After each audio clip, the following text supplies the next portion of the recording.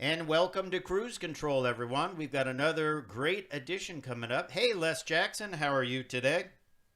I am just fine, Fred. How are you? All right. We have a great hour of plenty of information, new models, new Yep. technology, all that.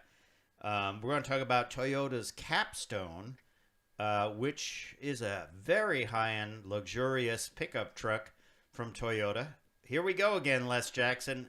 Very expensive, high-end, luxurious pickups. We've seen this before, It's haven't we? it's the rage. It's the rage. It's And it's interesting that these are coming out when gas prices are escalating. Yeah, it's another interesting thing is the average price of a new vehicle is $47,000. Now, call me Yep. crazy, but about a year ago at this time, wasn't it around 30 to 35 depending? It was 36 and change Okay. a year ago. All right. So that is a big jump. And the other thing is, people are buying these cars. They can't build enough of them. Rolls Royces. Incredible sales like they've never seen before in the brand. What is going on there, Les Jackson? Well, the first problem is they're not giving me enough of their money. Money to burn, money to burn. And That's so we'll that's talk it. about that. And then this is an interesting study about whether or not consumers are interested in buying electric vehicles. Turns out they Hmm. aren't. So we'll look at that.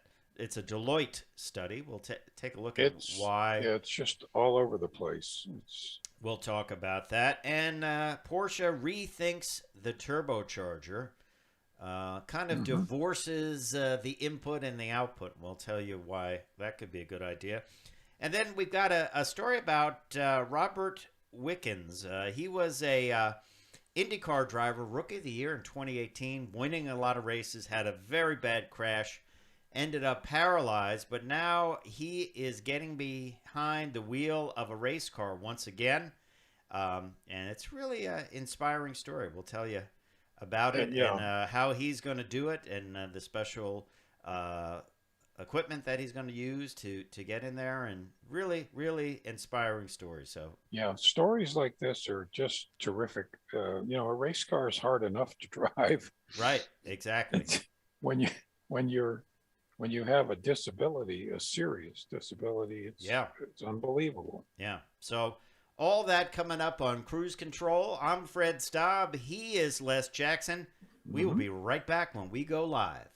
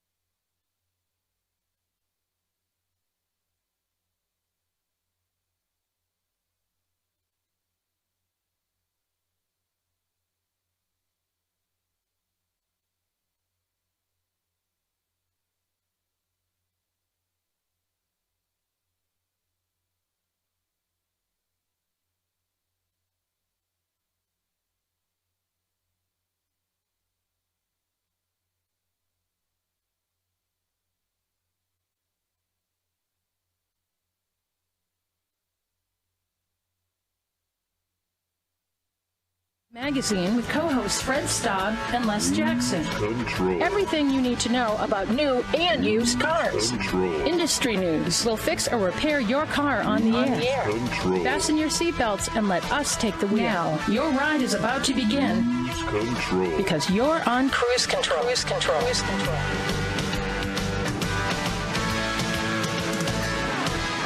That's right, your ride is about to begin. Well, it's already begun. Too late, because you are on cruise control. Hello, everyone. I'm Fred Staub, and my co-host for a long, long time is none other than Les Jackson. Hey, Les. Yes, indeed. How are you, Fred? We're just all cozy on, it's a cold winter day.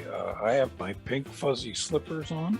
That's your Automotive pink fuzzy slippers, I would imagine, right? Yeah, well, they have Rolls-Royce badges on them. Oh, wow. Okay. That's as the Brits would say, very posh. Well, we are going to start off with something very posh, although it's not a Rolls-Royce. It is the Toyota Capstone luxury pickup truck, very high-end, and based, of course, on the Tundra, and it is, well, I'm thinking it's probably closing in on $100,000, wouldn't you say? Gotta be. Now, outside, it doesn't look much different than a regular pickup. But on the inside, there's plenty of luxury. What do you got? What's the next story you got? Well, another study. We have studies all the time. This one, very concerning. Consumers just don't seem to be interested in buying electric cars. They're interested in the cars. They don't seem to be buying electric or interested in buying them. So we'll look at the results of the survey. Yeah, interesting survey, and there's going to be a lot more electric vehicles out there. But if people aren't interested in buying them, that's an interesting statement or situation. So right. Also, BMW releases a new vehicle, the first M-Class vehicle that is all electric. Speaking of electric vehicles, it's also got the name of a tank, the M60. I wonder if they remember the battle tank M60 when they. Well, yeah. I wonder if they remember it. Yeah, maybe not. Who knows? Maybe not. But we'll take a look at that. High performance, the first all-electric M vehicle ever from BMW, right? Absolutely. Speaking of electrics. And over at Porsche, we're going to be talking tech later. Porsche has rethunk. I'm not sure that's a legitimate word. Thunk. The turbocharger. They've deconstructed it, and they've come up with a whole new approach. Yeah, we'll talk about that. And their goal is, of course, to save the internal combustion engine. Maybe this is one step towards doing that. And then he was a rookie of the year when it came to IndyCar racing. And then he had a major tragedy. We're going to talk about a very inspiring story about Robert Wickens, who's now driving a race car for Hyundai. We'll talk about that and more when we come back on Cruise Control, your on-air automotive magazine. I'm Fred Staub. He is Les Jackson. We will be right back. Stay tuned.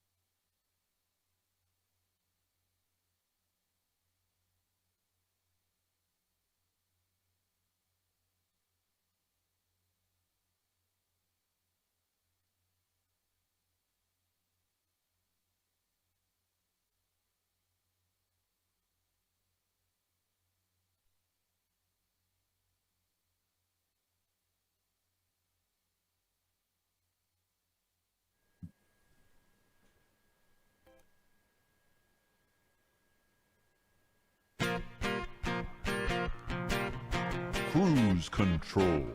Hey, welcome back to Cruise Control. That's the name of the show. And we are on Cruise Control. It's your on-air automotive magazine.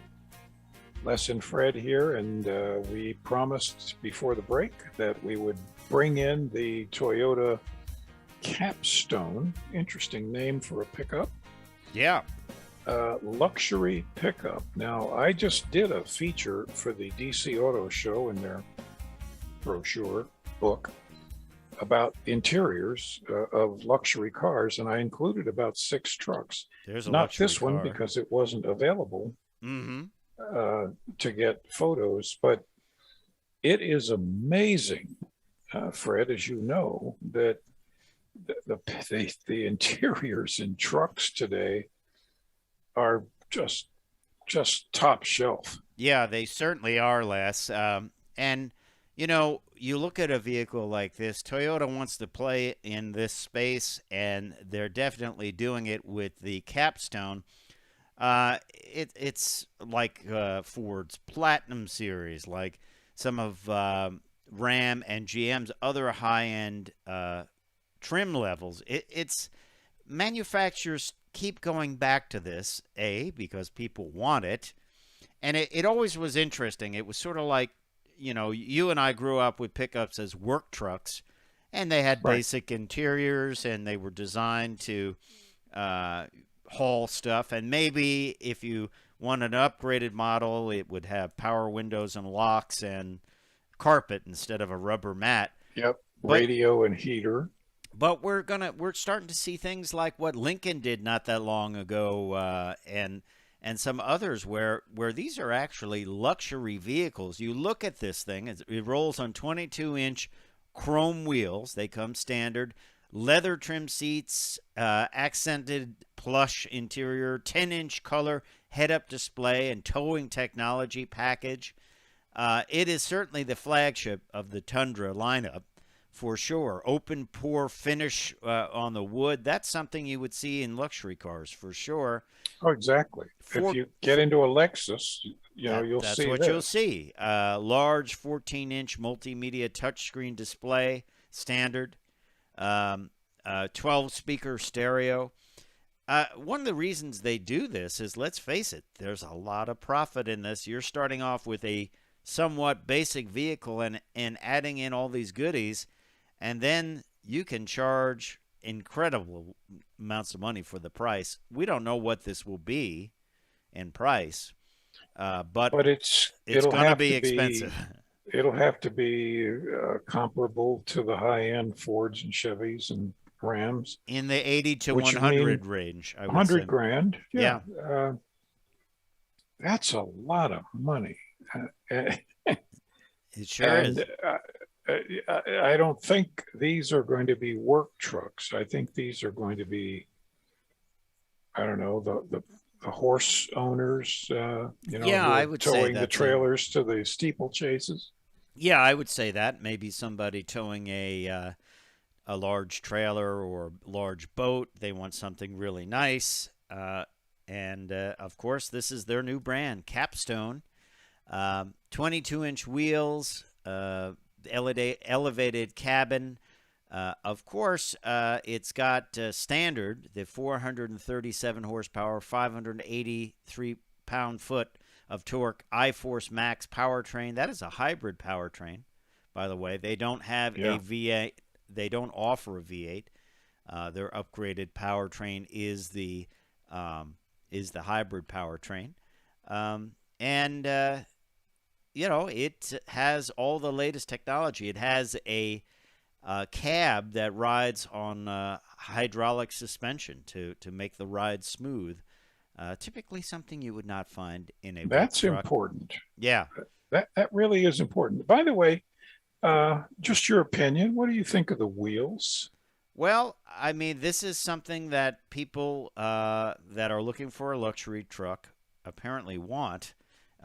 We just saw that the Silverado EV last week we talked about. I think what they have 24-inch wheels, I believe, as an option.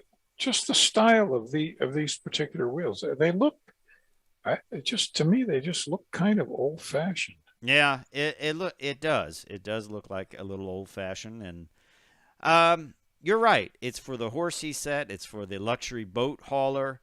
Um, it is going to be expensive. I'm sure it will be incredibly nice. Uh, I'll also say this. When was the last time you had a pickup truck with a white interior? Typically, they don't put Uh, I've never had a pickup truck to test with a white interior. I love white interiors, but but not boy, on a do they pickup get truck. dirty. Yeah. Hey, that's the Toyota Capstone. I'm sure we'll have an At the Wheel review when it becomes available. So stay tuned to Cruise Control. We will be right back.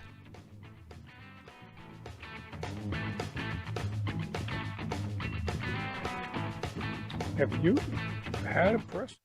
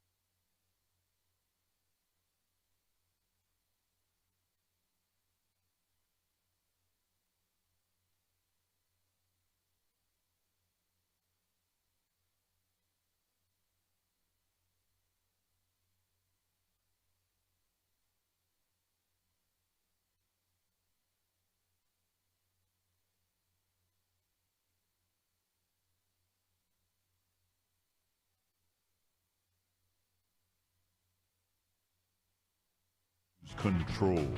And welcome back to Cruise Control, your on-air automotive magazine. I'm Fred Staub. He is none other than Les Jackson. We want you to check us out at cruisecontrolradio.com for all the links over to our Facebook page, podcast, YouTube page, and more. So, a lot going on. Les, you and I, probably more than many of the other automotive shows, talk about electric vehicles. We like the way they drive. We follow the emerging technology, but we also know that not everyone is a fan of electric vehicles. As I told you not that long ago, someone asked me about that, and they were like, yeah, but they're slow. They haven't driven them. And others just like internal combustion. They want to stick with that. And what's interesting, Deloitte did a study recently that wanted to get people's ideas or thoughts on electric vehicles. Would they buy one as their next vehicle? It's called the 2022 Global Automotive Consumer Study. And they were gathered all over the world, the analytics from Southeast Asia, India, China, Korea, Japan, Germany, and USA through September through October of 2021, and more than 26,000 consumers were surveyed, which is a pretty good number. The report showed that 69% of Americans would prefer a gasoline or diesel-powered car or truck as their next vehicle. And that's not far behind the 58% result in China and India. And it's remarkably consistent around the world. And then Japan and Korea had the lowest demand with 39% and 37%. Germany displayed a 49% demand. So this is interesting. Why do you think this is? I think probably people are still concerned about range. I also think that the infrastructure has not caught up with this idea of charging, and maybe they live in a city. There's not really a great way to charge them yet. I think that might have something to play into it. What do you think? I think it's no one thing for sure.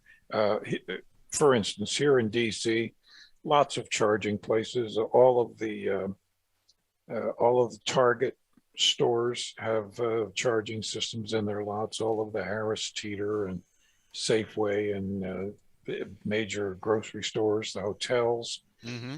In an urban area, I don't think charging is a big problem. But if you live in an apartment, your building has to have charging. And if it's an older building, well, it's not there yet. Urban, suburban or rural areas, it's a problem. And I think people are reluctant to just go to the extra effort. As far as range, we've talked about this a lot. For regular everyday driving in more or less urban areas, the range of electrics is more than sufficient to run you all week. So that's all I hear from people is, well, but I can't make a trip cross country. And my response is, well, when's the last time you drove cross country? Yeah. Well, and if you had an electric car, just rent a car if you're going to drive across country once every 10 years. Yeah. Interesting. Let's look some more at the study. Hybrid electric vehicles maintain some demand, with 17% of Americans saying they would purchase one as their next vehicle. But plug-in hybrids and fully electrics only garnered 5% of the population's vote. Now, wouldn't you think that should be higher? Well, I have to think. We have to remember what you and I do. We are exposed to these vehicles. We see the development of them. We see what they can do. We've driven a lot of them, and I think we're more familiar with them. Most people aren't familiar with them, and maybe they've just been hit by pieces of Tesla flying off and hitting their car on the highway. Yep. And also pricing. I mean, to me, when people walk in and see the prices of new vehicles, it's kind of what we do a lot here on Cruise Control. We try to make people aware that don't be sticker shock when you come in. I mean, they're going to be more expensive. Now, gas prices, go, as you mentioned during the break, are going up and up and up. I just paid, I guess I got a deal. I paid $3.35 a gallon. What are you paying? Well, I filled up last week at $2.25 a gallon, and I noticed that same station. I drove past it yesterday, and it's I'm sorry, $3.25. I was going to say, where is this? I'll be filling up after the show. Come on down. Burn a tank of gas to fill it up again. That's right. And this same station yesterday was $3.95. Yeah. So I cracked a joke to some friends of mine. I said, I went to the gas station today, gave the guy $10, and he filled my lighter. It's Yeah, that's right. it's Yeah. so and if you look at TV, you'll see the global supply of oil is low. There's a huge demand everywhere in the world for oil. Yeah. And they can't supply it fast enough, and the prices are. Well, I think by spring they'll hit $5 a gallon. well, the thing is, too, also, we've got to remember the cost of electricity is going to go up as well. But Yep. here's my theory.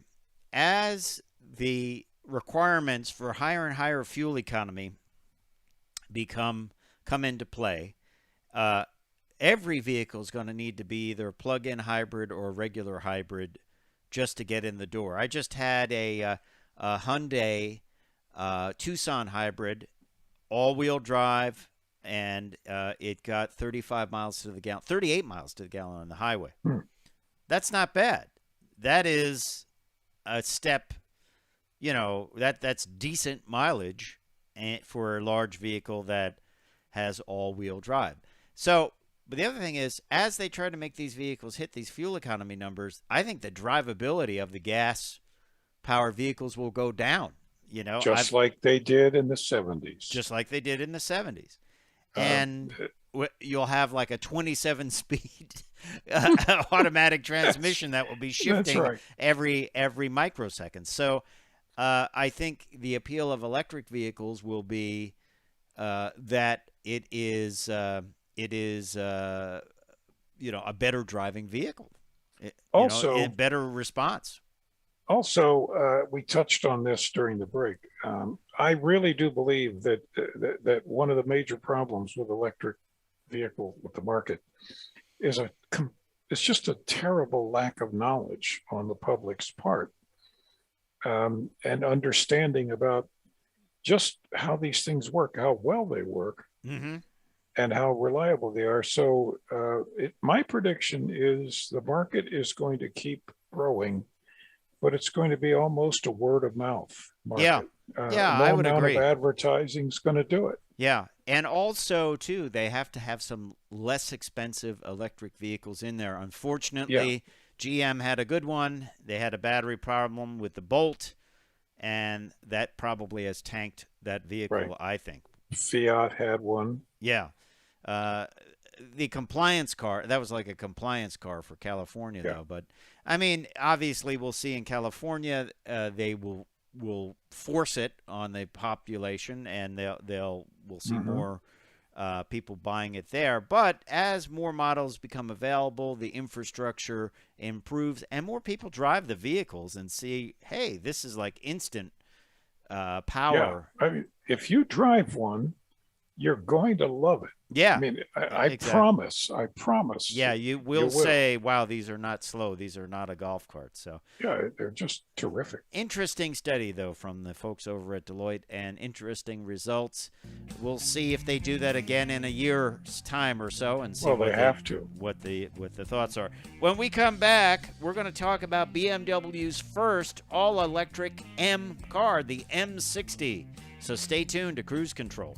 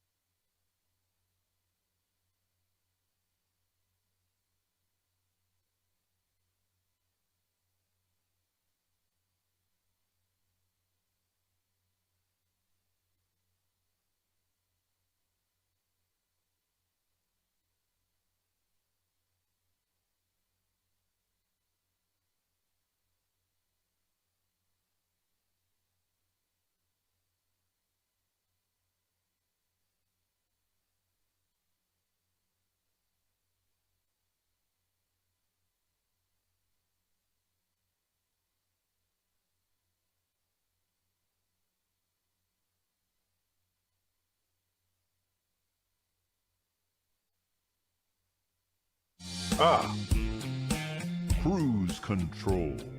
welcome back to Cruise Control. We are rolling on this show today, as we usually do. We're going to leave our electric discussion.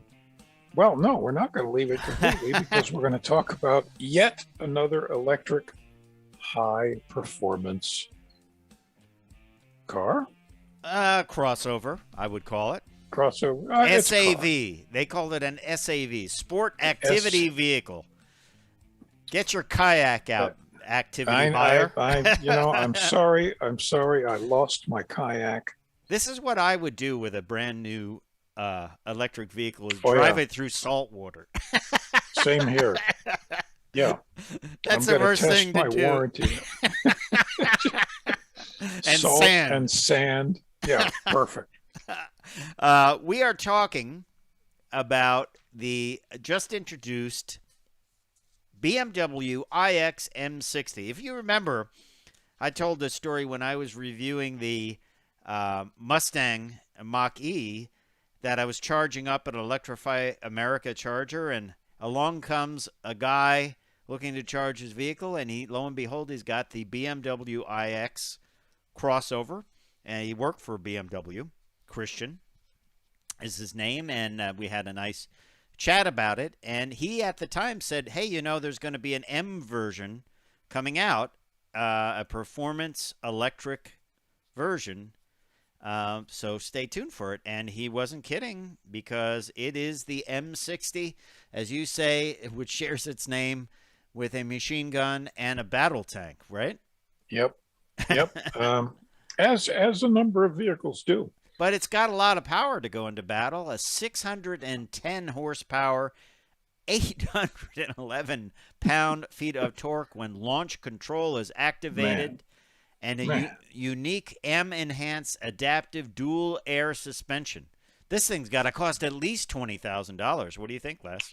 Oh, listen, I would give them $35,000 on the spot. But I'm sure I have to add another 100. Now, this, once again, is a crossover, but will reach 0 to 60 in only 3.6 seconds. 2 motors on this vehicle.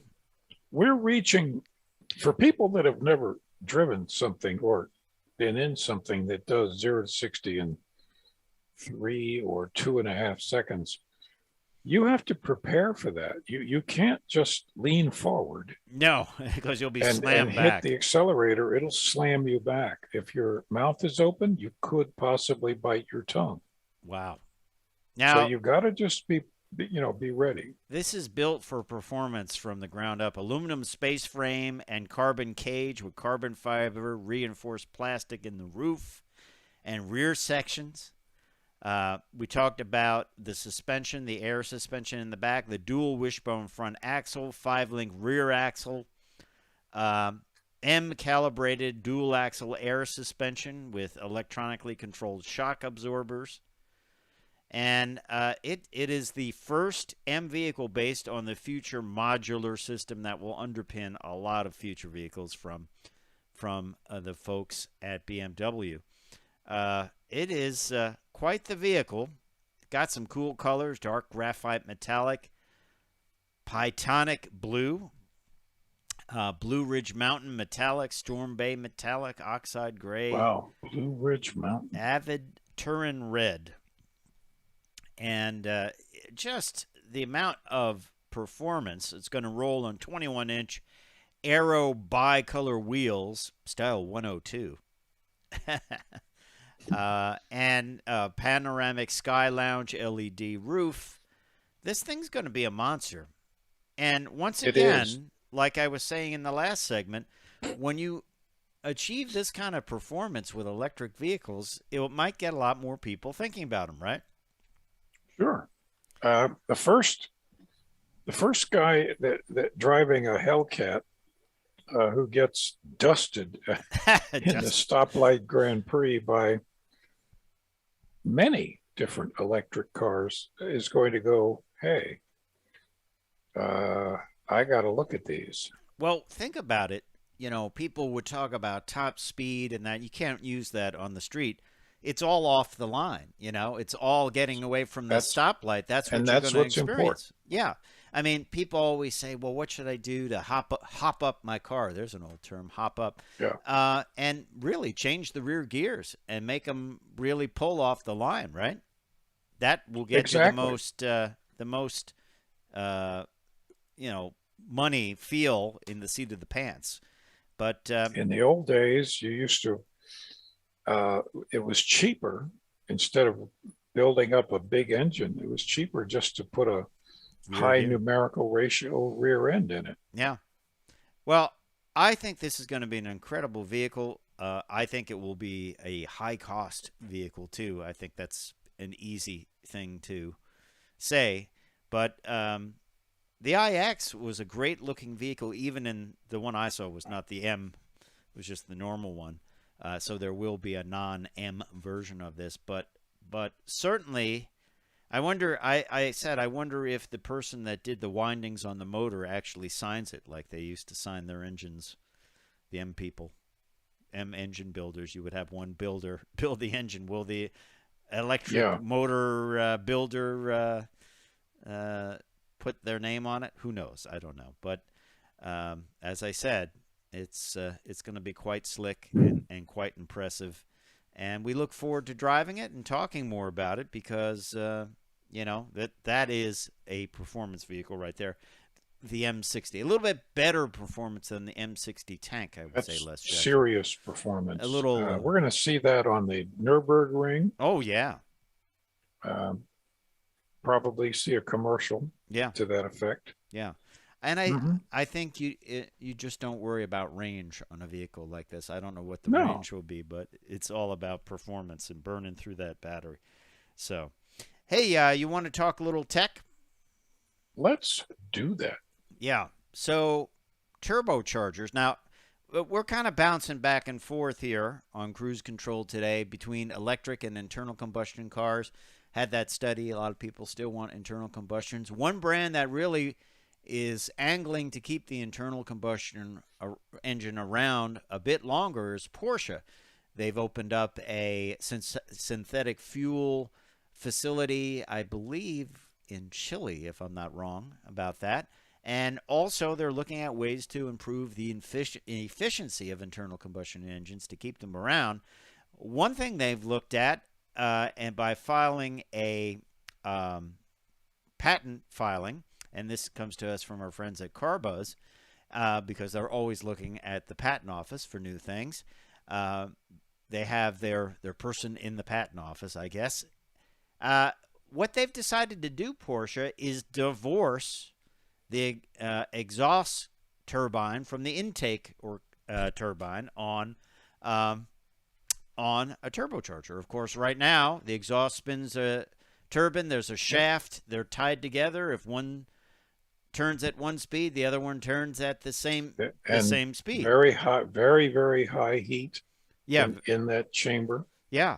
So Porsche's idea, Les, is to split the two up, divorce them, so they can spin at different speeds, and one can be spun up with an electric motor, so there's no turbo lag, and the other one can be spun up as well, but separately, without the shaft in between the two. It makes it what they call kind of a deconstructed turbocharger, and this will add more efficiency and more power at less boost. So you won't be having to put a lot of boost into your engine, which can help things dramatically, can't it? Yeah, that's right. Because traditionally, you needed a big fan, exhaust-powered, turbine. Mm-hmm. But that caused turbo lag. Mm-hmm. So they went to small turbine to give a more consistent range of boost, but less overall boost. All these trade-offs. So yeah, this kind of makes a lot of sense. I wonder why nobody's done this before. Probably expense and complexity. I mean, basically, the idea is two exhaust turbines that run in association with a bypass valve, like a blow-off Right. valve. This can be closed at low RPM to maintain energy from the exhaust cast, but when these turbines rotate, they power a generator. So this, in turn, feeds an electric motor, and the electric motor drives the compressor. Essentially, this combines the concept of an electric turbo with a twin turbo setup. And also, since they're divorced, they can actually package it a little bit better and put them Yeah. at the best spot That's the other thing. for efficiency and power. And if anyone who's never really taken a turbocharger apart, these things spin upwards of 100,000 RPM. Pretty cool. Well, listen, we have to spin down just for a second to take a break, so stay tuned to Cruise Control. I'm Fred Staub. He is Les Jackson. We will be right back. Check us out at cruisecontrolradio.com for the podcast, social media, and more.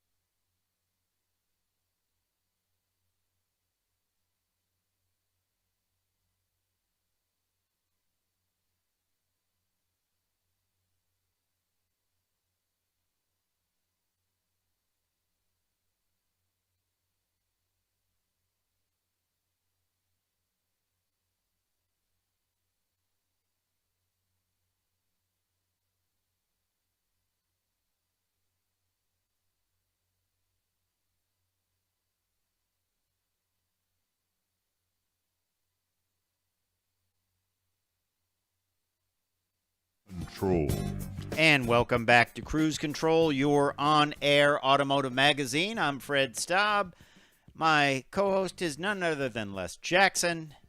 We're talking about automotive things, and we always like to talk about automotive culture. Yes. And frankly, through my career, I've always enjoyed stories about people overcoming bad situations that happen to them. Absolutely. In their life. I did a story on a drag racer named Darrell Gwynn who was helping paralyzed people, and he ended up being paralyzed in a crash, and that was just the irony of it. But went on to own teams and be successful that way. But it's a very interesting situation when a driver that has been severely injured gets back behind the wheel. And we are going to tell you one about Robert Wickens, who was IndyCar Rookie of the Year in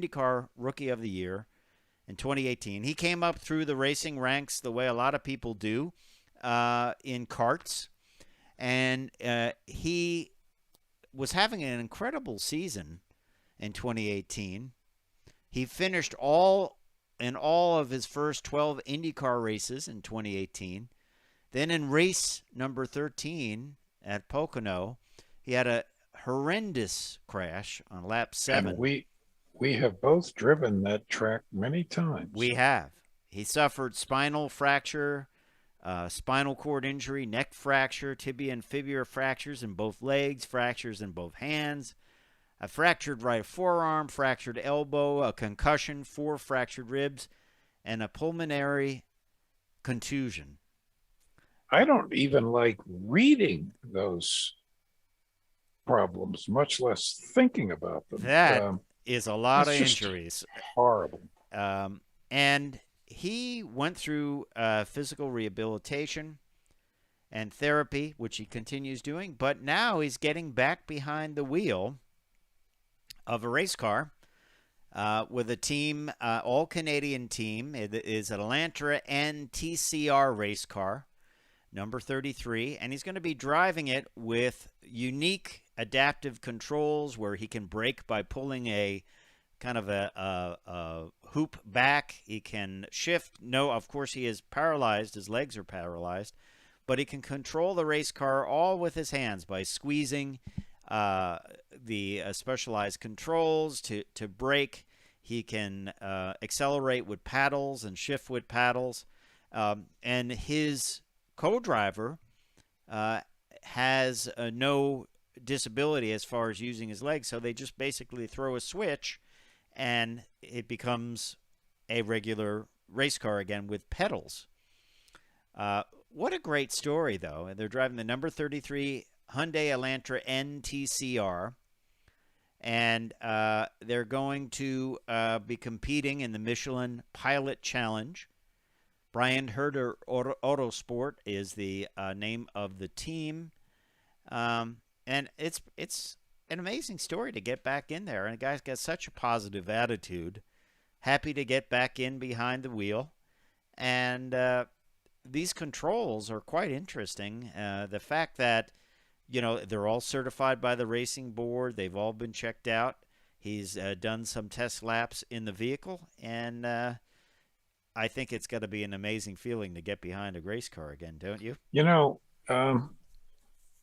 I mean, you just have to have tremendous respect for this and admiration for him, and for Hyundai, because Hyundai has thrown a lot of investment into this, and good for them because the guy is he's a great driver. Yeah, and this helps him. It helps the company. It helps racing. Yeah, it's a very inspiring story, and we wish him luck, and we will follow him in that series and see how he does. I wonder what it would be like to drive that race car with those controls. It would be interesting. Actually, to try, I would like to drive that car. Yeah. Remember many years ago at Pocono, we drove the actress Crystal Bernard's SCCA racer. I don't remember that. I don't think I was there. Oh yeah, I drove. It was early '90s. Um, I drove it on a couple laps. It was set up. It was built for her. So the distance between the seat and the pedals was, like like 18 inches. Right. So your knees you were were up in really- your armpits. And you didn't dare try to change anything. But it was a lot of fun. Well, the interesting theory too is if you could control everything with your hands, Right. would you be like in the drag racing world? When I went to the drag racing school, they said they can measure the time it takes from your eye seeing the green light to the message goes to the brain, and then it fires the nerve to your foot to take your foot, either open the throttle or most drag cars let your foot off the brake. And it takes time. So my theory is, would it be faster to use your hands for everything because it doesn't have to go as far? No. That's actually been measured many times. I test my reaction time twice a year. Really? You should do that. They're online little things. You just click on colors coming up. Interesting. Average human reaction time is a half a second. Wow. Mine is still 0.36. And in drag racing, it's 0.4 of a second between yellow and green. So, like, if you hit a 410, you can't go faster than that. You can't make a faster reaction. Yeah. If you have a 10-second reaction, you don't win many races. You probably don't belong in that. You look at a lot of taillights going down the track and say, hey, look at that guy. I wonder where he's going. He's going Reaction fast. time and vision are incredibly important. Yeah. Interesting stuff. You are on the precipice of a Washington Auto Show returning, right? In another, week or so? On press day is this coming Thursday. All right. So coming up quickly. And we're going to have a new Bugatti on display. We're going to have Electrify America is going to bring cars out on the streets that people can drive. Wow. It's turning into a pretty interesting event. Sounds good. Well, it was announced this week, too, that the Detroit Auto Show is returning this year. After a 3-year hiatus, we all know why that is. Mm-hmm. And it is going to run from September 14th through the 25th. It seems like they're setting up citywide places for this to happen. An electrification race, global mobility, and it is going to be much more interactive. And I think that's the future of these things, more interactivity.